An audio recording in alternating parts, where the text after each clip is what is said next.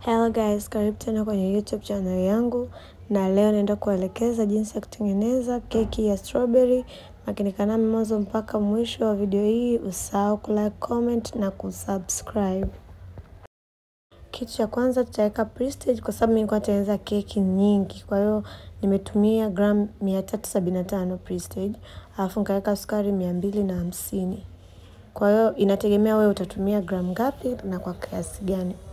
Na weka kwenye mixer alafu na changanya. Kwa hiyo unaweza kutumia ile mixer ya mkono au unaweza kutumia mkono kukoroga na kile kidude cha kukorogea, lakini kama hauna mixer. Nikisha koroga nasubiri koroge mpaka iwe kama hivi unavyoona kwenye video. Kwa hiyo ikifika stage hii au hatua hii, basi jua kwamba ndo muda ambao unaweza ukaruhusiwa kuweka mayai. Na mayai yangu nitoa angalizo yalikaa muda kidogo hayajaribika, lakini ni kama kile kiini kimejiachia. Kwa hiyo kama hivyo unavyoona kwamba kiini hakijakaa vizuri, lakini yako vizuri tu kwenye kupikia au kufanya chochote. Kwa hiyo nitaweka mayai yangu. Mayai niliyotumia ni 7. Nilitumia mayai 7. Kwa hiyo usikoroge sana kama umeweka mayai, yani unakoroga kidogo sana. Kwa hiyo hapo mchanganyiko wangu uko tayari, naweza sasa nikaweka unga. Kwa hiyo hapo naweka unga kwenye mchanganyiko wangu.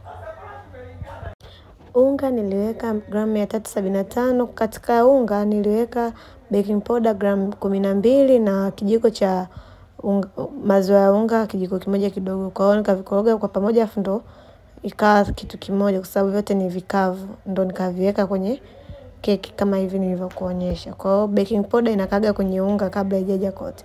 Nitaongeza maziwa ambayo ni buttermilk. Buttermilk nimechanganya maziwa kidogo na vinegar kidogo ili iwe kidogo kama ya mtindi. Kwa hiyo hapa nitakoroga na mkono kwa sababu ukishaanza kuweka unga upaswi kukoroga sana. Kwa hiyo nitakoroga na mkono. Naona mchanganyiko wetu ni upo tayari kwa kwenda step nyingine. Step nyingine, kwa sababu hii keki ni ya strawberry, hatutumii mambo mengi, tunachukua ladha yetu ya strawberry kama hapo unavyoona. Tutaiweka ladha yetu kidogo sana kama hapo nilivyokuonyesha. Tukishaweka ladha yetu, tutachukua rangi. Strawberry ina asili ya rangi ya pink au nyekundu. Kwa hiyo ili ionyeshe uhalisia tutaweka rangi. Kwa hiyo tumeweka rangi ya pink kidogo tu kama unaona kwenye video, then tutakoroga. Hakikisha mchanganyiko wetu umekorogeka vizuri. Tutakoroga mpaka hiyo rangi ienee kote, yani iwe kwenye keki yote. Tukisha koroga hapa, mchanganyiko wetu uko tayari kabisa. Kwa hiyo tunaweza kuweka kwenye vikopo vyetu ambavyo tunaenda kuokea keki. Kwa hiyo tumeweka hapa kwenye vikopo. Kwa hiyo tunaenda kuoka kwenye oven. Na oven nilipreheat dakika 15 ndo nikaweka hizo keki. Nilipreheat dakika 15. Kwa keki nilitumia dakika 35 mpaka keki ive, na nilitumia moto wa temperature 150. Hiyo ndo temperature ambayo sasa hivi natumiaga sana.